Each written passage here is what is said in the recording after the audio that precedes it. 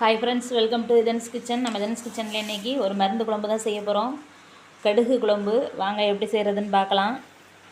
இது பெண்களுக்கு ரொம்ப அவசியமான பதிவு, ஸ்கிப் பண்ணாமல் பாருங்கள்.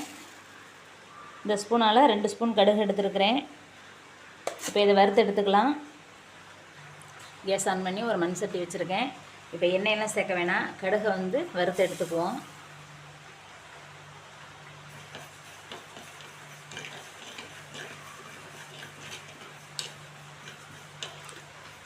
கடுகு உடம்புக்கு ரொம்ப நல்லது. இப்போ ஏஜ் அட்டன் பண்ணியிருக்கும்போது இந்த பெண் பிள்ளைங்களுக்கு இந்த மாதிரி கடுகு வறுத்து கடுகு குழம்பு வச்சு கொடுக்கணும். அப்போ தான் நம்ம கருப்பையும் நல்லா சுத்தமாகுமா, வயிற்றில் ஒட்டியிருக்க அசடுகள்லாம் நல்லா ஃபுல்லாக வெளியாகி நல்லா சுத்தமாகும்னு சொல்கிறாங்க. அது மாதிரி குழந்தை பிறந்திருக்கும் போதும் இந்த மாதிரி இந்த கடுகு குழம்பு, சங்கு இலைன்னு ஒன்று கிடைக்கும், அந்த இலையும் வச்சு அரைச்சி குழம்பு வச்சு கொடுப்பாங்க. அந்த மாதிரி அந்த ஒரு 30 நாளுக்குள்ளே இந்த மாதிரி இந்த சாப்பாடெல்லாம் சாப்பிட்டோம்னா வயிறு நல்லா சுத்தமாயிரும். அதுக்கப்புறம் அந்த மாதவிடாய் பிரச்சனையே வராது அப்படின்னு சொல்லுவாங்க. கிராமத்தில் இதெல்லாம் வச்சு கொடுப்பாங்க. அதுதான் இப்போ இன்றைக்கி நம்ம செய்கிறோம். இப்போ எல்லா பிள்ளைங்களுக்குமே பீரியட்ஸ் ஒழுங்காக வர்றதில்லை. வந்தாலும் கரெக்டாக வந்துட்டு கரெக்டாக போகிறதும் கிடையாது. இது போல் வாரத்தில் 2 நாள், ஒரு நாள் வச்சுட்டா கூட நம்ம 2 நாள் வச்சு சாப்பிட்டுக்கலாம். அந்த குழம்பு கெட்டு போகாது. இது வைக்கிறதும் ஈஸி தான். நம்மக்கிட்ட வீட்டில் இருக்க பொருளை வச்சு செஞ்சிடலாம். பாருங்கள், கடுகு நல்லா படபடன்னு பொரியுது. இப்போ கடுகு எடுத்துடலாம். கடுகு ஒரு பிளேட்டுக்கு மாற்றியாச்சு. இப்போ 1 ஸ்பூன் எண்ணெய் சேர்த்துக்கிறேன்.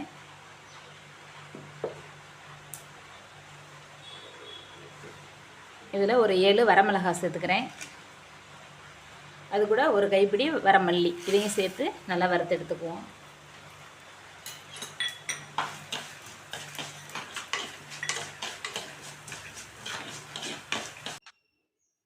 மல்லி மிளகாயும் நல்லா கருகிராமல் கிண்டிக்கிட்டே இருக்கணும். நல்லா வதக்கி விட்டுட்டு அது கூட ஒரு சின்ன துண்டு பெருங்காயம் சேர்த்துக்கணும். ஒரு கைப்பிடி சின்ன வெங்காயம் சேர்த்துக்கிறேன். அதையும் சேர்த்து நல்லா வதக்கி விட்டு, ஒரு பூண்டு உரிக்கலாம் வேண்டியதில்லை, இந்த மாதிரி தோலோடையே உடைச்சிட்டு அதையும் சேர்த்து நல்லா வதக்கி விட்டுக்கிறோங்க. நல்லா வெங்காயம் பூண்டெல்லாம் செவக்கணும். நல்லா கைவிடாமல் கிண்டிக்கிட்டே இருந்தோன்னா நல்லா செவந்து வந்துடும்.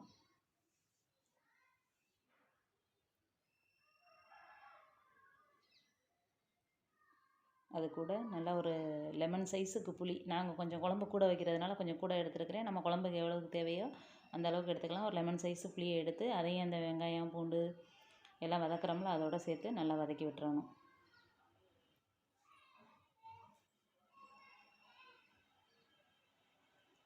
நல்லா வதக்கி எடுத்துகிட்டு ஆற வச்சுட்டு ஒரு மிக்ஸி ஜாரில் சேர்த்து அரைச்சிக்குவோம்.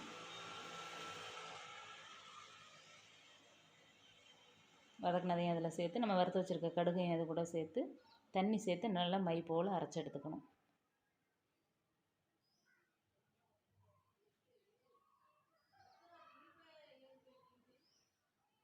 தண்ணி சேர்த்து அரைச்சிக்கலாம், நல்லா மை போல் அரைச்சிக்கணும்.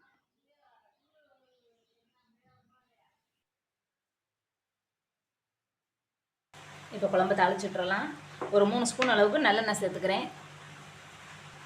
எண்ணெய் சூடாயிருச்சு. ஒரு 1/2 ஸ்பூன் வெந்தயம் சேர்த்துக்கிறேன். 1/2 ஸ்பூன் ஜீரகம் சேர்த்துக்கிறேன்.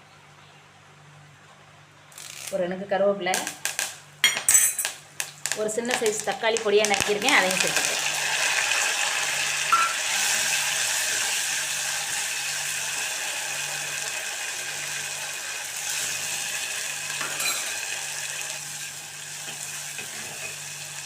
இப்போ நம்ம அரைச்சி வச்சுருக்கோம்ல அந்த விழுதையும் அது கூட சேர்த்து வதக்கிடணும்.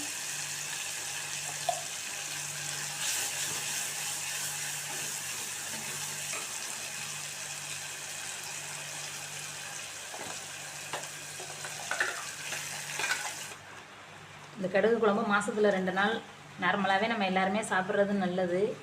பல் ஈறு கரையுதுன்னு சொல்கிறாங்கல்ல, அதுக்கெல்லாம் இந்த கடுகு ரொம்ப நல்லது. கடுகு சாப்பிட்றது அவ்வளோ நல்லது. எலும்பு தேய்மானம், முடி உதிர்றது, இது எல்லாத்துக்குமே கடுகு ஒரு நல்ல தீர்வு. கடுகு துவையலாகவும் அரைச்சி சாப்பிடலாம்.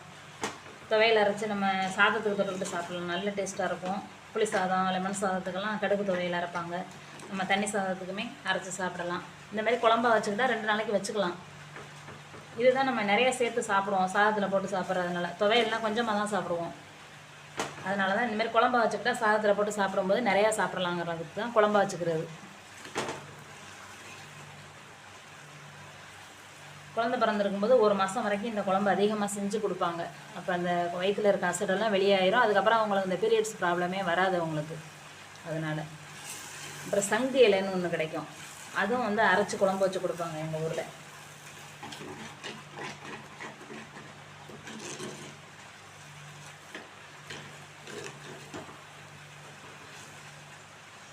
நல்லா வதங்கிருச்சு. இப்போ மிக்ஸி ஜாரை கழுவிட்டு ஒரு டம்ளர் அளவு தண்ணி சேர்த்துக்கிறேன். அந்த தண்ணியோட சேர்த்து இந்த குழம்பு தண்ணியாரெலாம் இருக்கக்கூடாது, கொஞ்சம் திக்காக தான் இருக்கும்.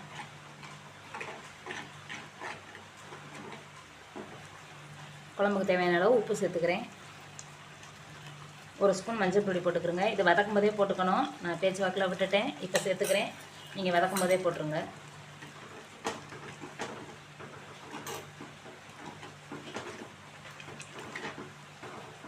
சிம்மில் வச்சு நல்லா கொதிக்க வைப்போம். பாருங்கள், குழம்பு நல்லா எண்ணெய் பிரிஞ்சு வற்றி வந்துருச்சு. இப்போ கேஸ் ஆஃப் பண்ணிவிட்டு இறக்கிடலாம். பாருங்கள், நல்லா சூப்பராக நமக்கு கடுகு குழம்பு ரெடி ஆயிடுச்சு. சாதத்தில் போட்டு சாப்பிட்டாலும் அவ்வளோ டேஸ்ட்டாக இருக்கும், அவ்வளோ வாசமாகவும் இருக்கும்.